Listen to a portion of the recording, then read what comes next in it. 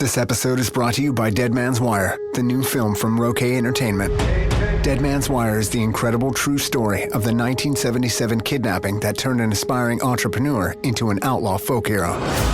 Directed by legendary filmmaker Gus Van Sant, Dead Man's Wire stars Bill Skarsgård, Dacre Montgomery, Carrie Elways, and Myha'la, with Coleman Domingo and Al Pacino. Now playing in select theaters everywhere January 16th. I am your host, Stassi Schroeder. Welcome to Tell Me Lies, the official podcast. What's the most unhinged thing of season 3? Steven, because he's so evil. I do think he is misunderstood. You see everyone face consequences. It's intoxicating. The writers just know how to trick you. There's always a twist in this show. It's nothing you would expect. Tell Me Lies, the official podcast, now streaming, and stream the new season of Tell Me Lies on Hulu and Hulu on Disney+. After his career-changing performance in Airplane, Leslie Nielsen teamed up with Jerry Zucker, Jim Abrams, and David Zucker again for the ABC parody TV show Police Squad in 1982. After only 6 episodes, the show was canceled despite being nominated for 2 Emmy Awards. 6 years later, the show found new life and pronounced success as a comedy movie franchise, beginning with this 80s flick. So turn on the police siren, meet us at the Angels baseball stadium, and be sure to pass the hot dog to the queen as Ben Carpenter, Chris McMichen, Nicholas Pepin, and I discuss The Naked Gun from 1988 on this episode of the 80s Flick Flashback Podcast.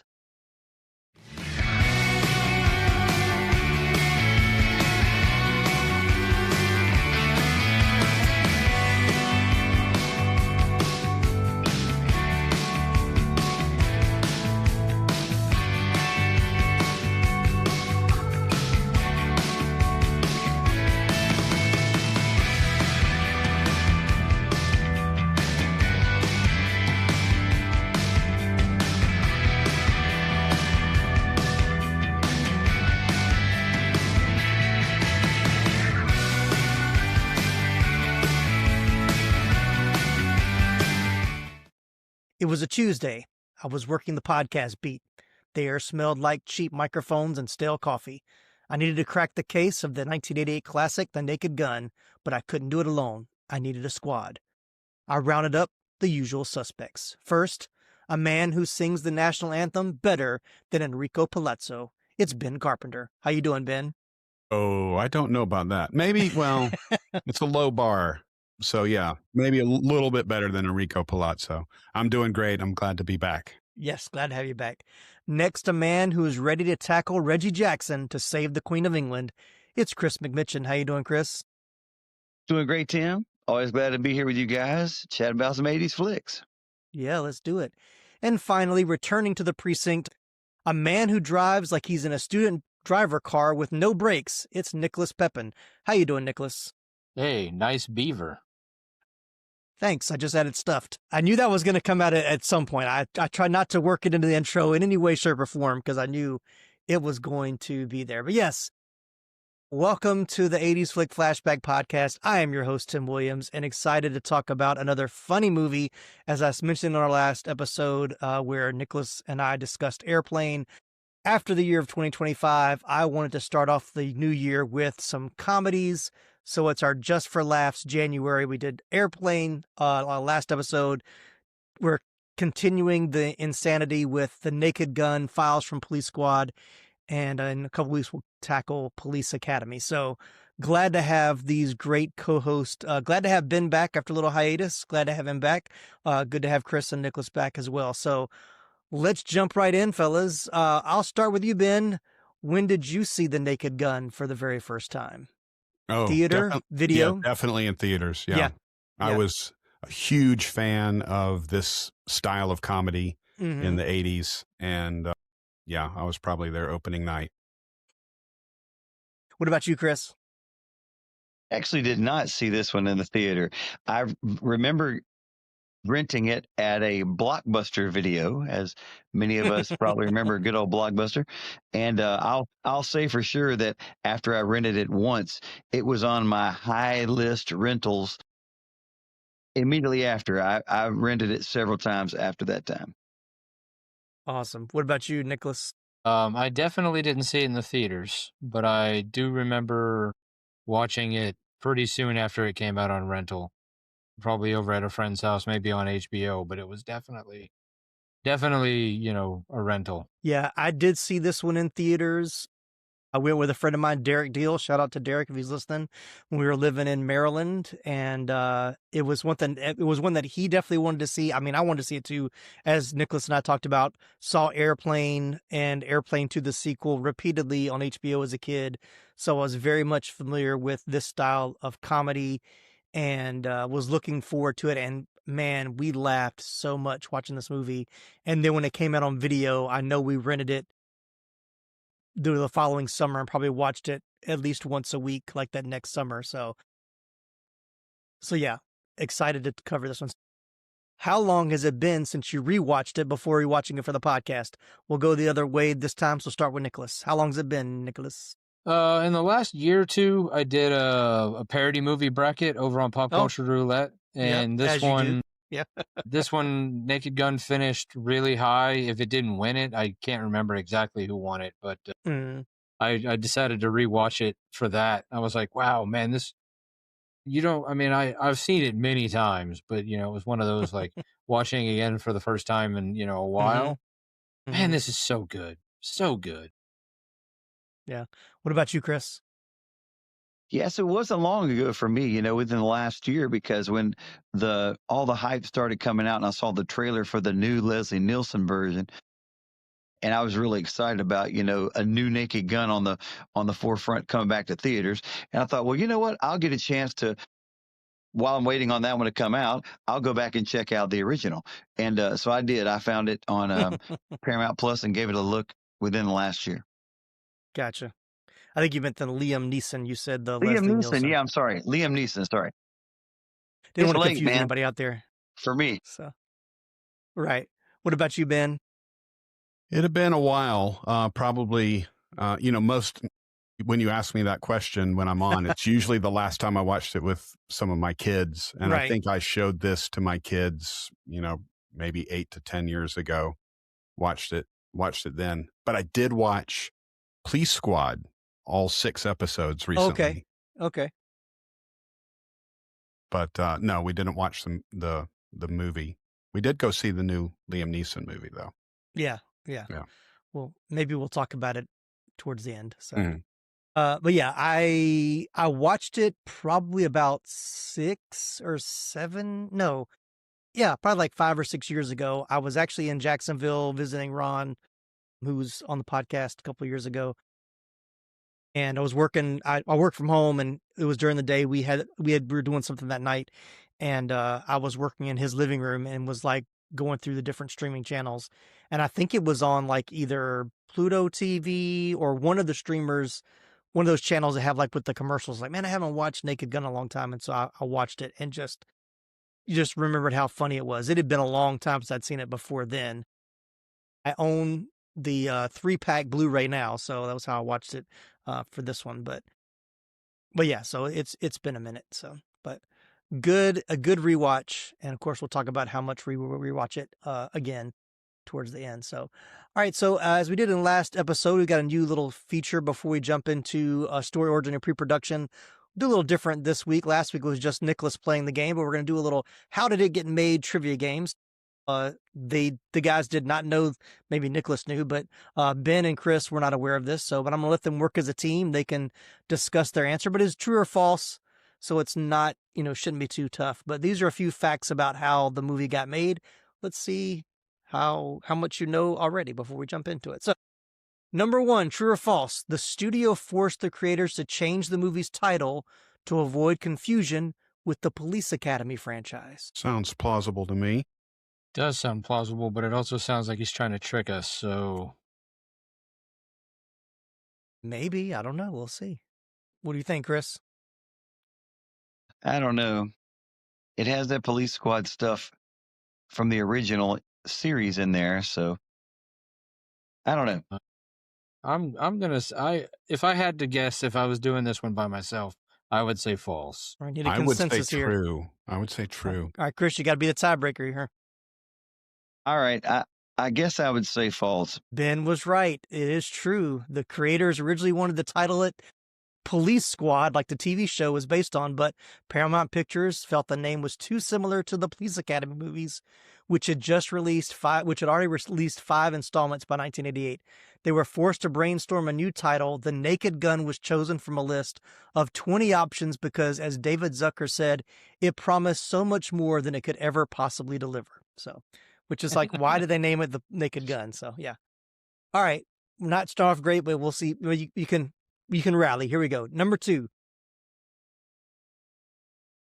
The climactic baseball game involving the California Angels was filmed at their real home, Anaheim Stadium. True or false? As a diehard Angels fan, that one is true. We'll defer to Nicholas because I have no idea. Yeah, we'll go with him. He sounds pretty confident. Sorry, Nicholas. This one was false. Even though the scene is set at Angels' home game, it was actually filmed at Dodger Stadium, the home of their rivals. Sharp-eyed baseball fans can spot the difference in the stadium architecture during the sequence. Oh, man. I'm not doing so well this week. Nicholas, like, I'm canceling all my future guest spots for future episodes now. All right, number 3. You still got time to rally. Still can do 3 out of 5. True or false? Priscilla Presley was cast as Jane Spencer specifically because she had extensive background in sketch comedy. I'm not aware of her having any background in sketch comedy, but so you're leaning into false. I'm leaning to false, but I'm going with. Let's say that would shock me if it were true. So I'll go with false as well. I'm gonna go with Ben and Chris on this one as well. You got one right. It is false. Yes, they cast her the exact opposite reason. She had never done comedy. Presley was known for the serious soap opera Dallas, making her the perfect straight woman for the role. So, yeah. All right. Going back in the right direction. Number 4, Ricardo Montalban, who played the villain Vincent Ludwig, refused to say a specific line in the script because he felt it was too inappropriate. True or false? That's true, because I know what it is. Chris is confident. I'm going to go with it. Yeah, he sounds pretty confident. Yep, and Chris is right. Montalban opened himself up to silliest scenarios. One joke crossed the line for him, however. In the finished film, Frank says that Nordberg was at a hospital called Our Lady of the Worthless Miracle. According to director David Zucker, the name was originally Our Lady of the Never Had the Pickle. Montalban requested that the line be changed, supposedly due to his Catholic upbringing. So, yeah. That's correct. That is true. All right, last one. Here we go. This is how you guys can come out of the hole here. Number 5. The actress who played Queen Elizabeth II was a professional impersonator who had played the Queen in many other projects. True or false? I mean, she did so little in the movie other than just be the Queen. Like, I feel like that's true. Like, it wasn't like she had a lot of lines. Yeah. I think it's a consensus, but Chris, do you agree? I will go, yeah. All right. You guys pulled out of the hole. You got that one right. So you got 3 out of 5. So yes, her name was Jeanette Charles, and for decades she was the world's most famous Queen Elizabeth II impersonator. Because of her uncanny resemblance to the monarch, she played the Queen in National Lampoon's European Vacation, Austin Powers and Goldmember, and many other films and commercials. So, all right. Good job, guys. Way to rally. Nice. To use a baseball term for a semi-famous baseball movie. Thanks for playing. I want to know how the listeners or viewers. I actually had somebody comment on the last episode, Nicholas, and said that the only one he got wrong was the same one you got wrong. I said it was a tough question. So. All right. Well, I guess I feel a little better then. Yeah. So, thanks for commenting. So, all right. So after the success of Airplane, Zaz, Zucker, Abrams, and Zucker had looked to doing another spoof comedy as a movie, using the series M Squad as its basis. Initially, they could not come up with a plot, so Paramount's Michael Eisner had set them up with a 6-episode television deal despite their desire to make a movie. The series, Police Squad, was canceled at the end of the contract. Zaz continued to make films including Top Secret and Ruthless People, but still wanted to come back to spoof comedy. Working from their Police Squad concept, they found adding a romance to the story helped to establish an overall plot, and the film was quickly greenlit by Paramount. They worked backwards in writing the film, establishing the plot to assassinate the Queen among the love affair, which established the Queen visiting the United States for the baseball game and setting the rest of the film elements in place. So yeah, kind of cool. So they started with the assassination plot at the baseball game, which I understand. And Ben, I haven't watched. I remember watching the episodes like a couple of years after the movie came out. But from what I understand, in the show, baseball seemed to be like a recurring theme in the show. Is that right? Do you remember that? Yeah, I guess. Yeah, a little bit. Okay. Yeah, and I read that somewhere. They said they made it at the baseball game because baseball seemed to be a running theme in the TV show. Yeah. How running can it be for 6 episodes? But yeah. Yeah. The show also, there's several jokes that they just lifted straight out of the show. Yeah. And put right into the movie. I guess because they figured nobody watched the show. It got canceled immediately. Yep. I did have that in my notes that they did like pull several jokes from the show or bits from the show as well. So But yeah, but speaking of that, we'll get into cast. A few characters from the TV show were recast for the film. O.J. Simpson replaced Peter Lupus as Norberg, which had the spelling changed to Nordberg. George Kennedy replaced Alan North as Ed Hocken. Leslie Nielsen, Ed Williams, and Tiny Ron as Al were the only main characters to stay the same. So yeah, I always want to know what Al looked like from the chest up, but his name is Tiny Ron. That was his real name. So I'm maybe not his, birth name, but Tiny Ron was what he was known as. So of course we talked about Leslie Nielsen in our Airplane episode as Frank Drebin. After Leslie Nielsen's death in 2010, ESPN published an obituary for Enrico Palazzo, writing, "A true Renaissance man. Enrico Palazzo umpired the game after performing the national anthem. Palazzo was the first and only umpire to eject another umpire from a major league game. He is also believed to be the first and only umpire to use an upright vacuum cleaner to tidy up home plate." Very fitting, very fitting. So, I mean, this movie is not the movie it is without Leslie Nielsen. We can all agree on that, right? I mean, Absolutely. He is Frank Drebin, Sure. all the way. So, but I mean, Nicholas and I talked about this before, like keeping it straight and treating it like a serious, actor delivery is what makes it so funny. Like that, like him not being goofy or zany is what makes it work. Yeah. To me, that's just the key of all spoof movies is the ones that I love are the ones that have the actors are playing it straight. And the ones that I don't care much for are the ones where they're like winking and, mugging for the camera. And it just doesn't work. Yeah. Wink, wink, nod, nod. And every, and I think we talked about this too. Like this one's not as much. I think they do it more in the sequels, but we talked about Nicholas talked about an Airplane where there were a couple of like what we consider pop culture things that were current then that kind of go over our heads now.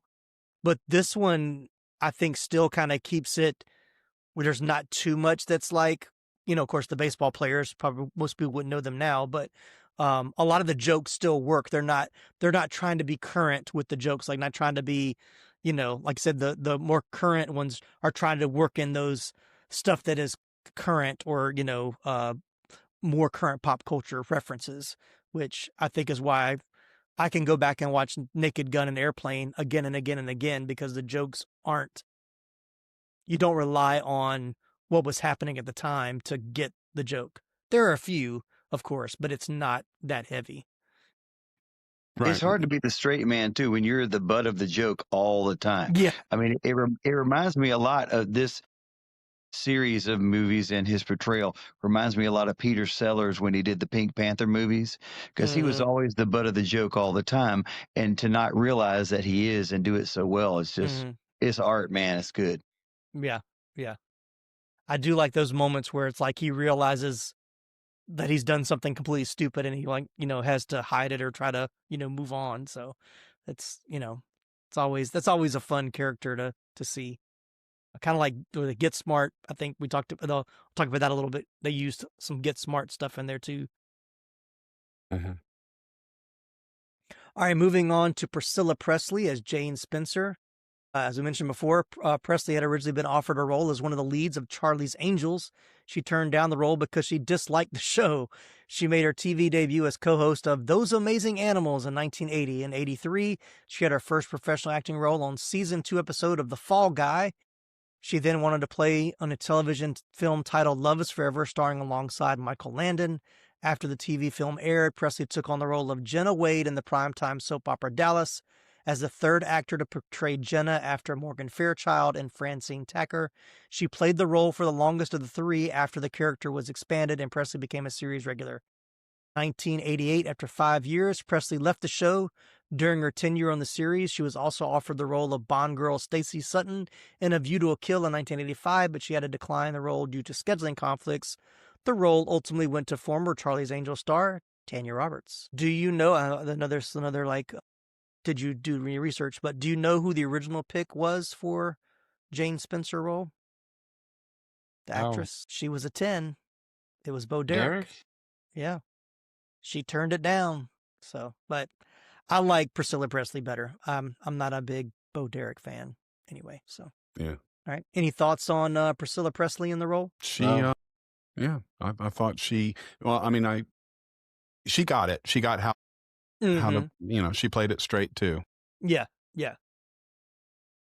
I think she does have a few like moments where she's laying it on a little thicker than I think Leslie Nielsen is, but it works for the character, I think. So, knowing that she doesn't really have much of an acting background, like having only done it for a little bit before that, and not really having any comedy, like it kind of, it was impressive that she was able to do as well, especially given by this point Leslie Nielsen's, chops when it comes to, being able to like keep up with him, Yeah, yeah. I thought the pairing them together was actually pretty good. Like it was, I don't think they needed a whole lot of chemistry necessarily because it's not that type of movie, but I think they played well off of each other. I think their scenes together worked for me. And really, I think I watched Dallas with my parents, but I wasn't like a huge, I knew that much about her. I just knew she was the former wife of Elvis. Like that's all I knew about her before this movie. But yeah, I thought she was funny. So, and she does make a brief cameo in the reboot, as we mentioned earlier, of the one that came out last year. So, all right. And then moving right along, the villain, Vincent Ludwig, was played by Ricardo Montalban, one of my mom's favorite actors. He portrayed Armando in the Planet of the Apes film series in the early 70s, both Escape from the Planet of the Apes in 71 and Conquest of the Planet of the Apes in 72. He also played the villain Khan, a genetically enhanced human, and guest starred in the original Star Trek television series and starred in the film Star Trek II, The Wrath of Khan. During the 70s and 80s, I remember this, he was a spokesman for Chrysler for 13 years, featured in their automotive commercials and advertisements, notably those in which he extolled the rich Corinthian leather used in their interior. Which I believe is just a totally made-up term. There's no such thing as Corinthian leather. Yeah. Truth in advertising? Really? Is there? But, and of course, I knew him most from playing Mr. Rourke on the TV series Fantasy Island from 1977 to 1984. But I had seen Star Trek II, The Wrath of Khan as well. But he was actually chosen by the producers to play the villain because the Zucker brothers saw him in Star Trek II, The Wrath of Khan. So, but he was among a long list. It didn't give us a list of who the other people played for the villains, but I thought he was perfect. I mean, he's such a good villain, Wrath of Khan, and this one, I think he's kind of chewing the scenery with this kind of mustache twirling villain that is a villain as soon as you see him. Like, I love his introduction where he's in the shadows and then he walks into the light, like very, how it was in those old TV shows and old movies for sure. Anyone else a big Ricardo Montalban fan? No, I mean, but as soon as you see him, you're like, oh yeah, Khan. Did anybody else watch Fantasy Island as a kid? Yeah, I loved it. Yeah. A Love Boat and Fantasy Island, the best 2 hours of TV I remembered as a kid. So. And Dukes of Hazzard. And Dukes of Hazzard, yeah. I don't know if those all came on the same night. I just remember. Yeah, no. Oh, okay. You're talking about in a row. Yeah. Yeah, I just remember like I think Love Boat was like at 9, and then Fantasy Island was on at 10. And usually I would see the beginning of Fantasy Island and then probably fall asleep before the episode was over. But I remembered the intro because and then of course when they started showing the reruns in the afternoon, I'd go back and watch them. But yeah, maybe that's the reason I only remember the intro too. Yeah, and to plane and yeah. Yep. Mm-hmm. Yep. Mr. Rock. All right, and then we got George Kennedy as Captain Ed Hocken. He played Dragline in Cool Hand Luke in 1967. He also received a Golden Globe. I can talk today. He also received a Golden Globe nomination for portraying Joe Petroni in Airport in 1970. According to David Zucker in the DVD commentary, the studio insisted on casting an Oscar winner in one of the major roles. This led to the casting of George Kennedy, who had been actively campaigning for the role of Ed Hocken for several months, saying he was furious at having missed the chance to spoof himself in Airplane. So he was actually up for one of the roles in Airplane, but couldn't do it because he was actually filming one of the films in the Airport series, because he had done, I think, like 4 or 5 of those films. Kennedy claimed that the Zucker brothers didn't believe in doing any scene without 40 or more takes, and that telling a joke 40 plus times in front of a camera was painful. So he did not have the best experience. He wanted to work with them, and then when he got the chance, he wasn't as happy. So maybe it was take 1 when he delivered the "why." Yeah, it's so perfect. It is. That is like perfect. That is one of the perfect lines. Yeah. Why? Yeah. I'm going to test it on Ed. Oh, and he's like, what? Like he wasn't even paying attention. Like there's so many great bits in this movie. And when I was rewatching it today, I was thinking there's so many sight gags in it. And like, you know, some of the funny things are like sight gags. Like how we're going to talk about that on the podcast is going to be a pain. But anyway, we'll get there. All right, and then we'll talk about this one as quick as possible. O.J. Simpson as the Detective Nordberg. He began acting while at USC and appeared in Dragnet, an uncredited role as a potential recruit for the Los Angeles Police Department. Irony at its finest. He became a professional actor before playing professional football, appearing in the first episode of Medical Center as Cicely Tyson's husband, despite being 23 years her junior, while negotiating his contract with the Buffalo Bills. So he was in several movies, The Towering Inferno, The Cassandra Crossing, Capricorn 1. Yeah, that's all we're going to talk about. So he was in this movie. I don't want to talk too much about him. And I think one thing that I forgot about is how little he's in the movie. Like he's in the beginning. Mm-hmm. He has a few little small bits where he's kind of unconscious, and then he shows up at the end for like 30 seconds. So yeah, moving right along. Nancy Marchand as Mayor Lillian Barkley. I really didn't recognize her, but I saw that she's most famous for portraying Margaret Pynchon on Lou Grant, for which she won 4 Emmy Awards, and also Livia Soprano on The Sopranos, for which she won a Golden Globe Award. So, but I only know her as the mayor, and I feel like she did a lot of TV in the 80s. Yeah, she did. Yeah, I think her filmography did have a good bit of TV stuff, but yeah. The Zuckers didn't look far for the casting of Dominique, Ludwig's secretary. She was played by Charlotte Zucker, Jerry and David's mother. So I think she's got a role or a cameo in all of their movies. And then we've probably seen the guy who shouted, "It's Enrico Palazzo," at the end. That's Mark Holton, who also was the bike thief Francis Buxton in Pee-wee's Big Adventure, and of course Chubby in Teen Wolf. Both of those we've covered in the last year. Nicholas, you want to talk about Weird Al Yankovic? I mean, no more than I normally have and already have, but I was like, now I know why Nicholas wanted to do this episode, because Weird Al's in it. Yeah, so he actually pops. Yeah, he actually pops up in all 3 Naked Gun movies. By the final insult, the last one, Yankovic cameo was expected. In the original, though, the audience didn't see it coming.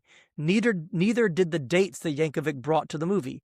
Yankovic made multiple trips to the theater to watch The Naked Gun, bringing a different date each time.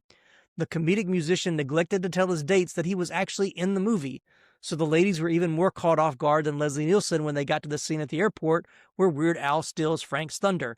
Making the moment even more surreal, Yankovic wore the same Hawaiian shirt on his dates, matching the one he had on in the film, which is the most Weird Al thing that Weird Al could do. Like, So that's exactly what I was about to say. That sounds like exactly like something he would plan and do. Yeah. So yeah, glad to see Weird Al in the movie. Of course, if you haven't listened to Nicholas and I's episode about UHF, definitely go back, because another great spoof comedy of the 80s for sure. All right, I'll hit all these cameos here. Major League Baseball players Reggie Jackson and Jay Johnstone, as well as umpires Joe West, Doug Harvey, Hank Robinson, Ken Kaiser, and Ron Luciano have cameos. Professional announcers Kurt Gowdy, Jim Palmer, Tim McGarver, Mel Allen, Dick Enberg, and Dick Vitale appear as play-by-play commentators. Dr. Joyce Brothers also appears in a cameo role as herself, and of course, John Houseman makes an uncredited appearance as the driving instructor, which another great part. So yeah, anybody else in the cast that I didn't mention that you want to talk about? So no, I think you got everybody. I would have. Wait, the manager of the Angels, I recognize. He's the leader of the gang that robs the bank in Reservoir Dogs. Really? Okay. Yeah. I did not know that. Okay. Yeah. Lawrence Tierney, I think is his name. Okay. But yeah, I saw him and I was like, hey, that's all. Yeah. I thought the henchman guy, or the guy that comes in to meet with Ludwig, Pap Smear. when he does the thing with his secretary where she's like, I must kill. Yeah. So I thought he was one of that guys, but then when they actually showed his face, I was like, nah, not the same guy. So I didn't pull up his information, but yeah. All right, let's talk about iconic scenes. I'll start in the middle. I'll go with Chris. So when someone says The Naked Gun from 1988, what is the first scene that pops in your head? Well, as a singer, it's the Enrique Palazzo version of the national anthem, horrific murdering of the national anthem.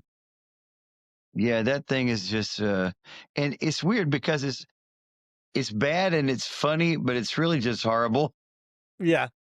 I think the second part for me that just, there's lots of things, of course, that make me laugh in the film, but one of the things that's very prototypical Police Squad is when he's at the waterfront and he's doing the bribing of the guy, and the guy's bribing him right back for more information about. He's giving away police information for money, and he actually winds up making $20 on the deal if you follow the money pretty close.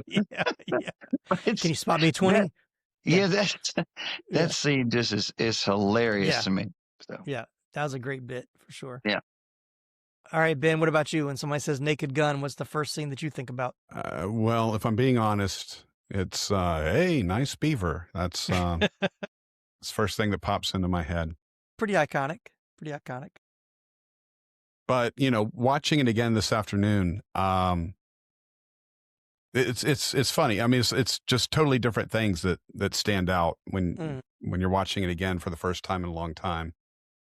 Like, I know an out-of-the-way place with great Viking food. Yeah. That just made me laugh. The baseball scene at the end, too, is iconic. Yeah. What about you, Nicholas? That opening credits where you're kind of as the camera, with the police car, you're following and you're driving through everything, the siren, that, or the OJ death scene when he gets shot and then falls into the hot stove and then the wet paint and then hits his, and then it just keeps, and then, or the floating chalk line on the water. The floating chalk line on water is hilarious. Yeah. I mean, there's just so the way many. Nordberg says, oh no, when he gets paint on his. Yeah. And what's a bear trap doing in that small place? Why is there a wedding cake? You mean it's just. Why do you need a bear trap on a boat? Yeah. Why are they painting the door white? Yeah, so. No, I love it when he comes in, it's like, police, drop your guns. And the one henchman drops his gun and all the other ones look at him and he's like, let's pick it up. Yeah, it's it's comedy gold, man. That's just, that's what I grew up on. So. Yeah. One other I'll throw in there. When he parks his car in front of the station and it starts to take off on its own and all the airbags blow up. Airbags. And he's shooting at his own car and asking, anybody see the license plate? Did y'all see the driver? Then he realizes, figures it out. Yeah. And he's like, I got to go inside. Yeah. I love the car. All the car gags are pretty funny, but I love when they're at the airport and he backs into the luggage carriers, and then they're like, they don't show it until they get to, like, there's a whole like 5-minute sequence of them talking in the car, and then when they get to the police station, like the whole line of the luggage carriers is behind them, which I thought was hilarious. Yeah, iconic scenes for me. I love the montage. The something tells me I'm into something good. And then I love that they put like the title of the song at the end, like it's a music video, which of course is very, that's something that's kind of dated now, but in the MTV generation, we were used to like seeing that at the end of a song being played. But that's one of my favorite montage. Like, it's a spoof of a montage. My favorite part of that is when they clothesline the other couple when they're running in the beach in the water. I love, that's one of my favorites. And then they come out laughing if they saw Platoon, which I thought was another funny bit. But as far, like, we'll move in like favorite scenes. My favorite scenes are all at the baseball game. Like the baseball game sequence, the climax of the movie, everything, every part of that works. Like, from him pretending to be the Enrico Palazza, whatever, him being the umpire, calling the game and for the crowd, and then like frisking every player as they're coming in. The scene where they're passing the hot dogs and past the queen. Oh, before the queen sits down, the two guys are sitting in their seat. Like, all that stuff just works. I mean, it's just like every part of that whole sequence is hilarious. I also love the scene when, after they've neutralized Reggie Jackson by having somehow the dart misses him and hits the lady above him and she falls on him, which you can see all the padding on her as she's falling from the second level. But then it shows Ludwig taking his girlfriend, and at first it's like actually them, and then it cuts back to Frank, and then it goes back. It's like obviously a stunt man flipping a doll back and forth, and he's going up the steps, which I always thought was hilarious too. But all that's good. So what about other favorite scenes or scenes you want to talk about that we can reminisce about? And the baseball game too. Again, just like different things making me laugh. Like today, the two guys sitting in the royal suite. Yes. Yeah. They have the shoe out. Yeah. Like guys sitting there smoking. Can you move down? Move down, please. Yeah. The scene with the pin and the Japanese fighting fish is also good. Yes. Fantastically done. Nielsen does this a great job with his reactions in that scene. It's really good. Really, really funny. Yeah, and I love how he's keeping his hand behind his back until he's about to leave, and then he shakes his hand just full of water on the desk. Yeah, so. I mean, you briefly brought it up, but that driving instructor, when he commandeers the vehicle, and the driving instructor's like, okay, well, now normally we wouldn't drive this speed down the wrong, but now lean your hand out the window and extend your middle finger. Yeah. Yeah. And once again, perfect casting to get John Houseman to do that scene. So it was perfect. So I did put down a couple of favorite lines that I thought, there's so many great lines. Like, once again, I think Nicholas, I had this problem with Airplane. I had like almost a page and a half of like favorite lines, but I kept it short this time. But I like Frank's, like, it's the same old story. Boy finds girl, boy loses girl. Girl finds boy, boy forgets girl. Boy remembers girl, girl dies in a tragic blimp accident over the Orange Bowl on New Year's Day. Good year? No, the worst. And then my favorites, Wilma, I promise you, whatever scum did this, not one man on this force will rest 1 minute until he's behind bars. Now let's go grab a bite to eat. And then my last one is, Ed tells him, I ask about Norberg, he's on life support. Doctors say he's got a 50-50 chance of living. So there's only a 10% chance of that. One of my favorites is when Ed asked him, he said, he's talking about where Norberg died, and he said, he was out there on the water. Do you want to take a dinghy? And he says, no, I just took care of that at the press conference. Yeah. Oh yeah. The open microphone, or the live microphone at the press conference, that's another iconic scene. Like, just, and I think if we've ever had to wear a lapel mic for any kind of function, like that's the first, or even like on theater, like Ben, we know we do on the theater, when you have your mic turned on, like going to the bathroom becomes that frantic moment. Like, please tell me this is off and make sure it's, turned off on mute or whatever. You do not want to have a Frank driven moment. So, but yeah. And then just, oh gosh, the water, and then it like stops and then it starts back up. And then it like, the stream gets stronger as the second time, like it just gets, and oh gosh, it's so funny. Yeah. I love that scene. Another scene I love is when Frank's when the queen is there for her banquet, he does the wand over the husband and wife. He does the wand over the wife, and then he's checking the husband, but he's getting everything out of Ed's pockets. He's got a picture of your wife, Ed. Yeah. Anybody else here got a picture of Ed's wife? That's right. Like, who else here is seeing Ed's wife? It's just, man, it's so good. It's so good.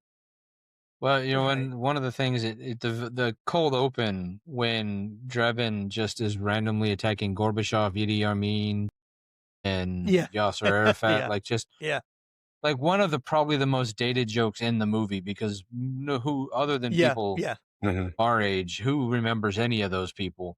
But I love the like he has Gorbachev in the headlock, and he rubs the birthmark off, and he's like, I knew it. Yeah. I remember that one. And I love they all have name tags or like have some kind of button on them when he knocks them out. Yeah. I think Gaddafi has one that says, ask me how I lost 25 pounds or something like that. Yeah. Yeah. It's like, I went to Beirut to have some peace and quiet, to get some peace. Yeah. So one of the other things that's fantastic about this movie is the jokes. They come so fast and furious that, you wind up realizing that something you've seen, I don't know, I've probably seen this movie straight through at least 20 times in my life, I think. But I saw something just this week when I, looked back at it for this podcast. The scene in the meat packing facility where it has all the animal blood all over the place. There's a sign on the wall that says employees must wash their hands before using the restroom. And it's usually after using the restroom. But it's on the wall there, and I'd never noticed that before this time. I don't think I've seen that. Yeah, I'll have to look for that one. Yeah.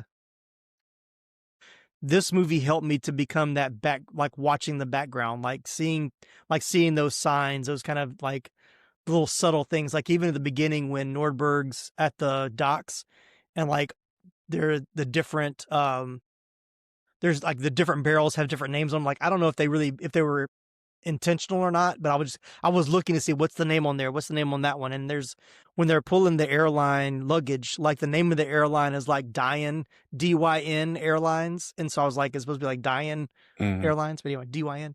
So I was like, just those kind of little things in the background that most people don't see.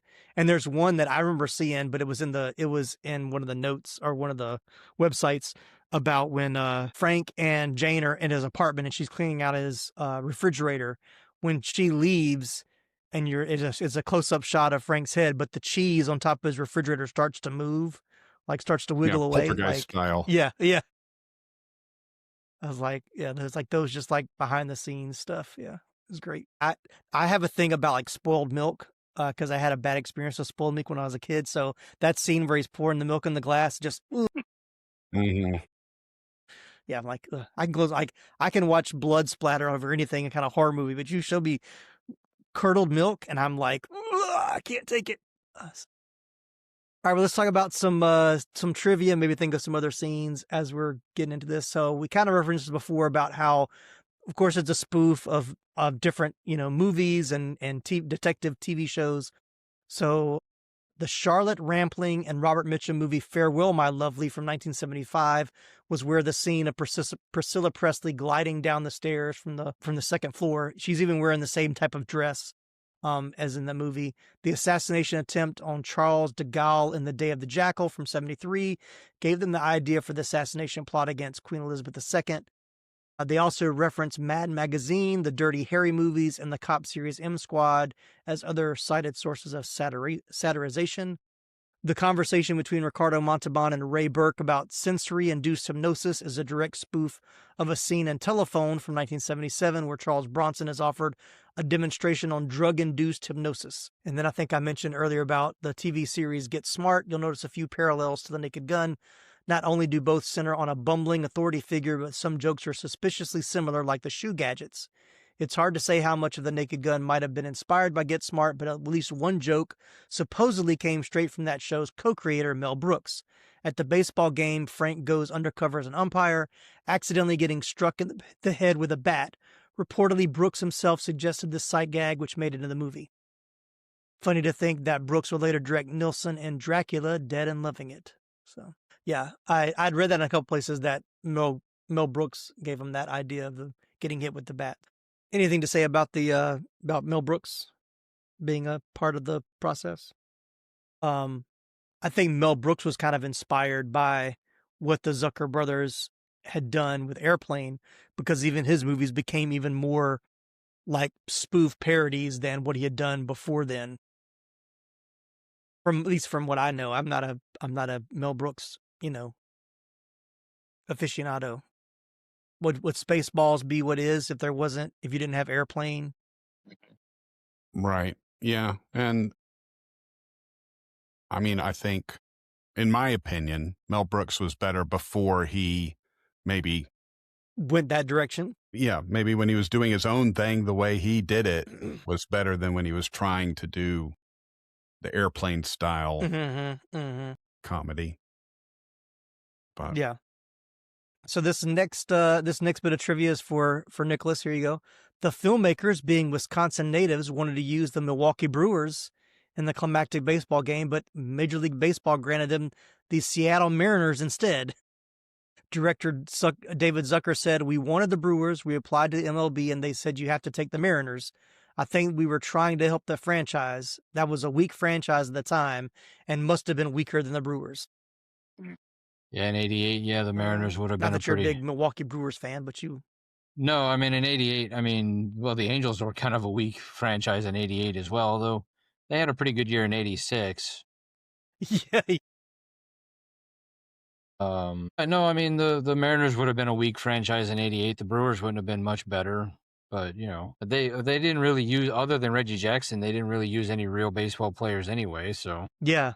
And Reggie Jackson had actually retired the year before that, so he wasn't even a current baseball player at the time they used him. So, yeah, I was wondering about that because I was trying to think like how deep into the '80s his career went, and it did seem like I was like, was he really still playing? All right, so there's going to be other trivia we'll cover. I'll put in the show notes, but I thought this was interesting, and some of this stuff I kind of remember. I know you said, Chris, you saw it on Blockbuster. Does anybody remember the TV version that was on TV? Remember watching it? Maybe this will remind you. Go ahead, Ben. You're talking about Police Squad? No. Like no. when they showed the Naked Gun on TV, there's actually extended sections in the TV version that I kind of remember. So here's a little overview. The scene with Nordberg's wife at the hospital is expanded to include more dialogue and a different ending. As the group leaves the room, Frank flips a couple of switches on the wall, which he thinks are for the lights, not knowing that he has shut down Nordberg's life support system. As they walk down the hall after leaving the room, hospital staff rush by, headed for Nordberg's room. Without looking where they're headed, Frank comforts Wilma by saying, "Just be glad you're not that guy's wife." That does sound familiar. Yeah. During Drebin's quote-unquote interview with the dock worker, it's also extended. With this help and giving $20 joke, interplay goes on much longer, and it becomes evident that Drebin is familiar with the worker's family. So, and I felt like that scene was longer when I watched it today. So I probably recorded the TV version and watched it a lot as well. As in the theatrical version, when Drebin returns to the hospital to check on Nordberg and sees that the guard is gone, he tells a nurse to call the police. Here we get to see the nurse calling the police and trying to use the police emergency codes. Drebin's walking monologue has many new scenes, such as Drebin going into a public shower and extra dialogue to fill the time. Drebin's break-in at Ludwig's apartment contains new scenes, including trouble with a bearskin rug and difficulty opening the window. Let's see. The fight at the hot dog factory has a longer fist fight scene. The baseball game has a few modifications. Originally, we saw the queen passing food from a vendor. Now we see her also passing the money to pay for it, which I remember. During the montage of baseball's funniest moments, there's a new shot of a family having a picnic in the outfield, and during a conference on the pitcher's mound, they discuss financial matters and not baseball, which I kind of remembered that too. So this was one thing that I did see that I caught this time, and I don't know if I caught it before, but in the original theatrical cut, Vincent Ludwig shoots Frank during the standoff at the baseball stadium, causing the umpire chest protector to deflate as a sight gag. The scene was cut in later prints, presumably out of concern that people might think the umpire chest protector could stop a bullet. This is why the chest protector is fully formed at the beginning, but later has a deflated and sagging look to it. And I was like, I kind of remember that scene, so I don't know if that was in the like when the theatrical run happened, but then when it went to video, like the version I saw today, you don't see that section. So I guess they completely pulled it from that. Yeah, I didn't see the version I saw this week either. Yeah, but you do notice like it. Yeah, it gets deflated. Yeah. So, yeah. But seeing all that stuff from the TV version, I'm like, man, I kind of want to find a TV version now to watch. Because even the Blu-ray I had, I looked for the extra scenes or like extra features, and all it had was a commentary. It didn't have any deleted scenes or extended scenes. So I can probably find them on YouTube. I didn't have time to really pull them up that much. But yeah. So let's talk about box office. So The Naked Gun was released on December 2nd, 1988, and its opening weekend finished in first place at the box office in the United States and Canada, grossing $9.3 million. In its second weekend, it grossed $6.1 million, falling to second place behind the newly released Twins with Schwarzenegger and DeVito, which made $11.2 million. The film went on to gross $78.8 million in the United States and Canada box office and $73 million overseas for a worldwide total of $152 million. So I would say it was a successful movie for sure. So I got 2 sequels, so it had to be successful, right? Absolutely. Now it's time to take a look at how well this 80s flick holds up today. It's the rewatchability nostalgia meter, patent pending. It's our way of measuring how enjoyable a movie is for repeat viewings, along with the waves of nostalgia it brings. Here's how it works. It's a 1 to 10 scale. Any number between 1 and 10 will do, but here are a few parameters to help you decide. At the bottom of the meter is a number 1, which means I saw it once and that was enough. Right in the middle is a number 5, which means it's a good rewatch every couple of years. And at the very top, the highly coveted number 10, it means it's highly rewatchable and full of nostalgia. So we'll go around the room. So we'll start with Chris, who's not having any computer issues at the moment. Where does The Naked Gun land for you on the rewatchability nostalgia meter? Well, for me, I think it's certainly more about rewatchability in my mind than it is nostalgia. I know, it's a nostalgic movie in the sense of it's got a lot of history. It's got, several sequels. It had a, brief TV run. So there's all kinds of ways you can think about it.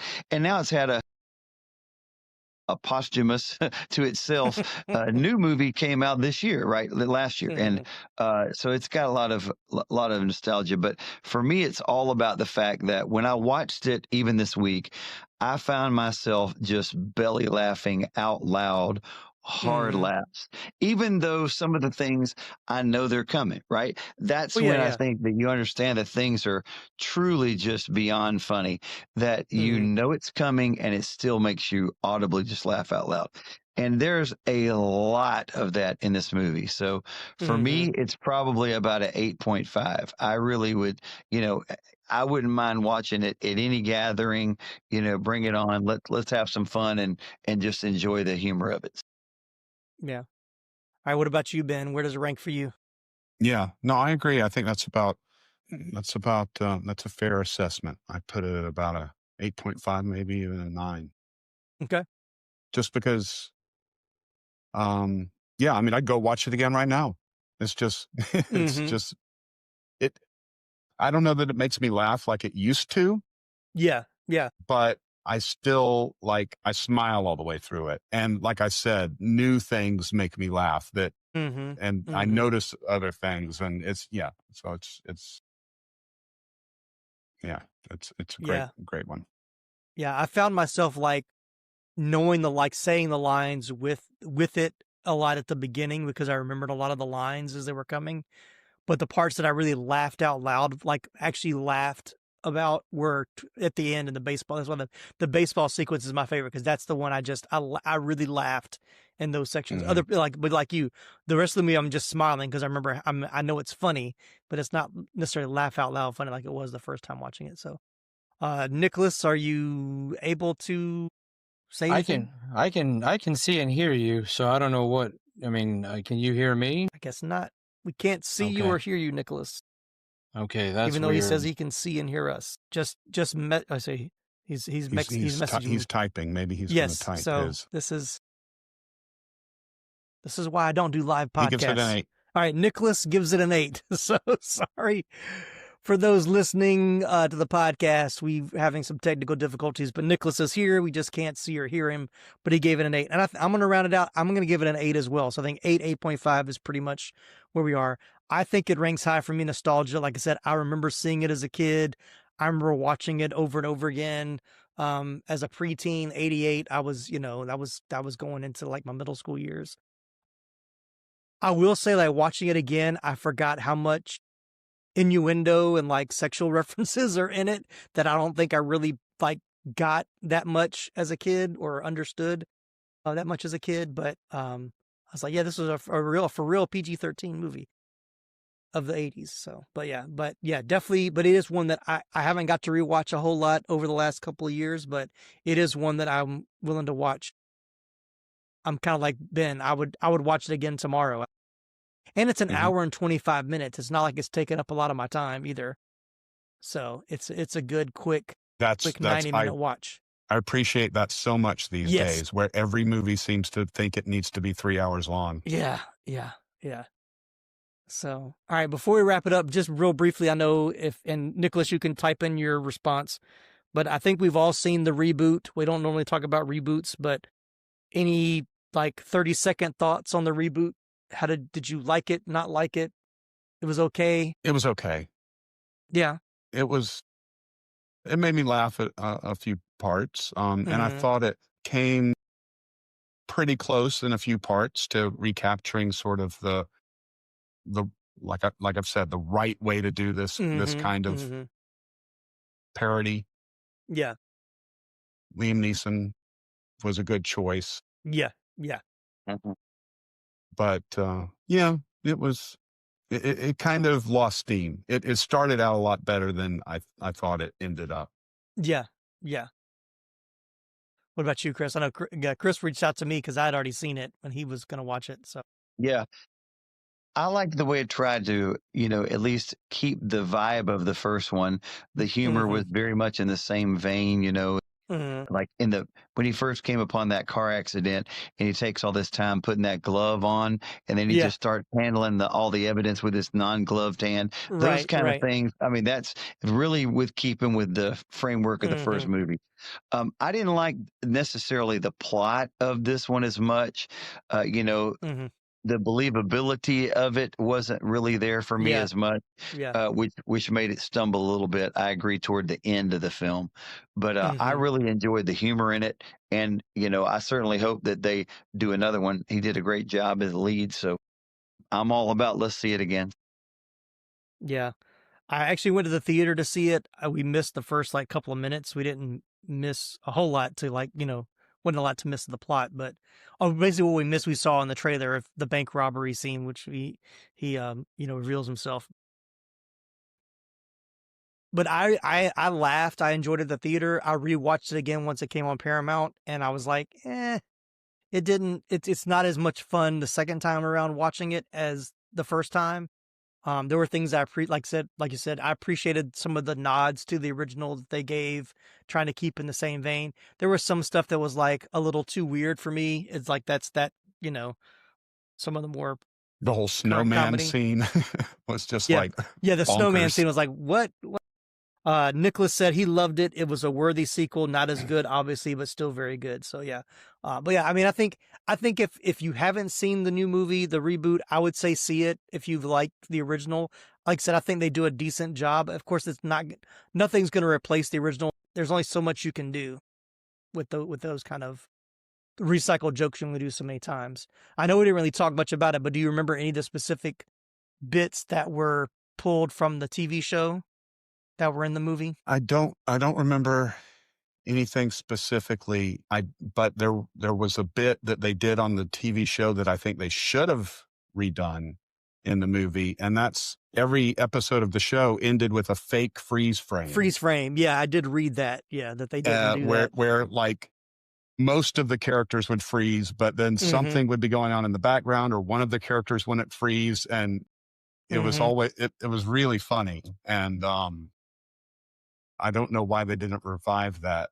Yeah. For this, because it would be great. Or maybe they did, and maybe it got cut. Maybe it just didn't work as well. Yeah, maybe so. All right. Well, let us know, listeners, where you think The Naked Gun should rank on the rewatchability nostalgia meter for you. Send us an email. Let us know on social media, or leave us a comment right here on YouTube if you're watching the show. And so we're going to go ahead and wrap this one up. I want to thank Ben, Chris, and Nicholas for joining. Nicholas is going to go ahead and hop since he's still having technical difficulties. But thanks, Nicholas, for being a part. If you enjoyed the episode, please leave us a 5-star review on Apple Podcasts. Be sure to follow or subscribe so you never miss an episode. And we'd love for you to support the show by becoming a partner at buymeacoffee.com. Jump online and visit the website 80sflickflashback.com and our TeePublic store for some awesome 80s Flick Flashback merch and original designs. I want to thank everybody for tuning in. Thank you, Ben. Good to have you back. We'll see you again soon. I think we got some more episodes coming up with you. Same with Chris. Same with Nicholas. So thanks again, guys, for being a part. Thank you.